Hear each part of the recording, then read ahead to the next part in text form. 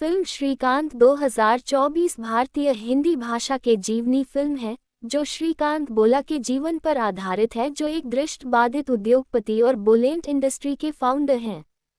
ये फिल्म तुषार हीरानंदानी द्वारा निर्देशित है। लीड रोल में राजकुमार राव और ज्योतिका है। फिल्म की शूटिंग नवंबर 2022 से जनवरी 2023 के बीच भारत और अमेरिका में हुई। यह फिल्म 10 मई 2024 को रिलीज हुई। फिल्म की कहानी शुरू होती है। सीतारामपुरम गांव में ना देखने वाले बच्चे का जन्म होता है। उस दिन उसके पिता बहुत खुश होते हैं और अपने बेटे का नाम इंडियन क्रिकेटर कृष्णमाचारी श्रीकांत के नाम पर श्रीकांत रखते हैं।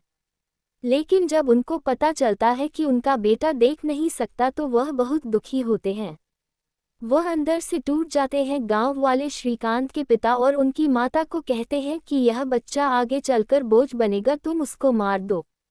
जब उसके पिता उसे दफनाने के लिए गड्ढा खोद देते हैं और डालने वाले ही होते हैं, माँ उन्हें समझाती है और बचा लेती हैं।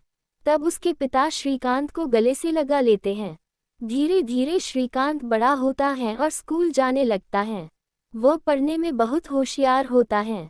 टीचर के सवाल पूछने पर क्लास में सबसे पहले उत्तर देता है। कुछ बच्चे उसे बुली करते हैं और हाथ में रुपए रखकर भीख मांगने की सलाह देते हैं, पर श्रीकांत चुपचाप उनकी बातें सुन लेता है। धीरे धीरे जब वह बड़ा होता है तो स्कूल टीचर श्रीकांत के पिता को सलाह देते हैं कि उनका एडमिशन हैदराबाद के एक विशेष स्कूल में कर दे, और वह ऐसा ही करते हैं। श्रीकांत का एडमिशन एक स्पेशल स्कूल में कर दिया जाता है, जहां उन्हें उनकी टीचर देविका बहुत सपोर्ट करती है। लेकिन जब स्कूल के ट्रस्टी स्कूल में फंक्शन पर आते हैं तो श्रीकांत स्कूल के कुछ टीचर्स की कंप्लेंट करता है, जिस कारण से उसे वहां से बाहर निकाल दिया जाता है। पर टीचर देविका उनकी मदद करती है। उनके माता पिता को कहती है कि श्रीकांत नॉर्मल स्कूल में नॉर्मल बच्चों के साथ पढ़ेगा। वह सब्जेक्ट के ऑडियो रिकॉर्ड करके श्रीकांत को एंट्रेंस की तैयारी कराती है और श्रीकांत उस एंट्रेंस एग्जाम को क्लियर भी कर देता है, पर उन्हें वहां साइंस स्ट्रीम में एडमिशन देने से मना कर दिया जाता है। उन्हें आर्ट्स में एडमिशन के लिए कहते हैं। इस पर श्रीकांत बहुत गुस्सा होता है। इसके लिए कोर्ट में एजुकेशन सिस्टम के खिलाफ वह केस फाइल करते हैं। वहां वह ऐसे क्वेश्चन और फैक्ट्स कहता है जिससे 6 महीने चले केस में जीत जाता है और उन्हें एडमिशन मिल जाता है। वे यहाँ क्रिकेट भी खेलता है और उसका सिलेक्शन इंडियन ब्लाइंड टीम में हो जाता है। वह अपने पिता को इंडियन टीम की जर्सी दिखाता है और कहते हैं कि उनका क्रिकेट खेलने का सपना पूरा हो गया। उसके पिता बहुत खुश होते हैं और याद करते हैं कि यह वही बच्चा है जिसको वह मारने जा रहे थे। 12th में उन्हें अच्छे परसेंटेज आते हैं, पर फिर भी उसे आईआईटी कॉलेज में एडमिशन नहीं मिलता क्योंकि वह ब्लाइंड है। वह डिसाइड करता है कि वह फॉरेन में एडमिशन लेकर स्टडी करेगा। वैसा ही करते हैं। उन्हें मिड में एडमिशन मिल जाता है। मिड में एडमिशन होने के कारण वह इंडियन टीम में खेलने से मना कर देता है। वह जब अकेले अमेरिका जाता है तो उन्हें एयरपोर्ट पर भी एयरपोर्ट अथॉरिटी द्वारा जाने से रोका जाता है, पर वहां वह प्लेन के अंदर की सीट का डिस्क्राइब करता है तो वह सब खुश हो जाते हैं। एयरपोर्ट अथॉरिटी उन्हें परमिशन दे देती है। वे वहां पर अच्छे से पढ़ाई करने लगता है और बेसबॉल भी खेलने लगता है।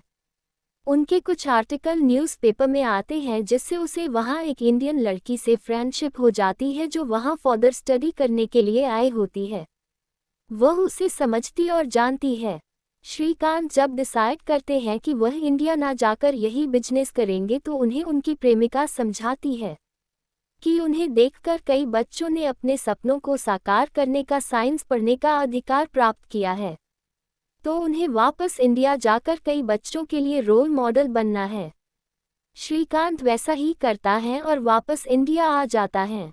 वह यहाँ कंप्यूटर क्लासेस खोलता है, दृष्टिबाधित बच्चों को सिखाता है, पर उसे कोई सपोर्ट नहीं करता। वह भारत में एक कंपनी शुरू करना चाहता है जहां उनके जैसे स्पेशली डिसेबल्ड लोगों को काम मिल सके। वह एपीजे अब्दुल कलाम के पास जाते हैं और उन्हें सपोर्ट मिल जाता है। वह एक पॉल्यूशन फ्री पैकिंग बैग बनाने की कंपनी को खोलने का सोचता है। कंपनी का नाम बुलेट इंडस्ट्री रखते हैं और उन्हें इन्वेस्टर के रूप में एक अच्छा दोस्त मिल जाता है जिसका नाम रवि होता है। उसे पॉलिटिक्स से भी ऑफर आता है, वह जुड़ भी जाता है, पर पॉलिटिकल पार्टी सिर्फ उनका फायदा उठाना चाहती है। उनका दोस्त रवि और टीचर देविका समझाती हैं कि वे लोग सिर्फ उसका फायदा उठाना चाहते हैं, पर वह नहीं समझता। लेकिन जब बाद में उसे समझ आता है तो वह उदास हो जाता है, टीचर और रवि से सॉरी बोलता है और आगे चलकर श्रीकांत को स्पेशल कैटेगरी में अवार्ड मिलता है। पर वह मना करता है कि उन्हें स्पेशल कैटेगरी में नहीं, नॉर्मल कैटेगरी में और लोगों की तरह नॉमिनेट करें जिससे वह मेहनत से हासिल करें। ये फिल्म हमें बताती है कि फिजिकल डिसेबल लोगों को स्पेशल ट्रीटमेंट नहीं, नॉर्मल लोगों की तरह ही साथ साथ चलने का प्रोत्साहन और आगे बढ़ने का हौसला देना चाहिए। इस फिल्म से अपने अधिकार के लिए लड़ना और जीतना सिखाया है। भले ही आप शारीरिक रूप से कमजोर क्यों ना हो, आपको अपने मन को मजबूत रखकर कॉन्फिडेंस देना है कि तू नहीं कर सकता तो कोई नहीं कर सकता। आखिर में मुझे दुष्यंत कुमार जी की 2 लाइन याद आती है कि कौन कहता है कि आसमान में सुराग नहीं हो सकता, एक पत्थर तो तबीयत से उछालो यारो। अगर आपको ये वीडियो अच्छी लगे तो प्लीज़ लाइक एंड सब्सक्राइब करें हमारे चैनल को। धन्यवाद।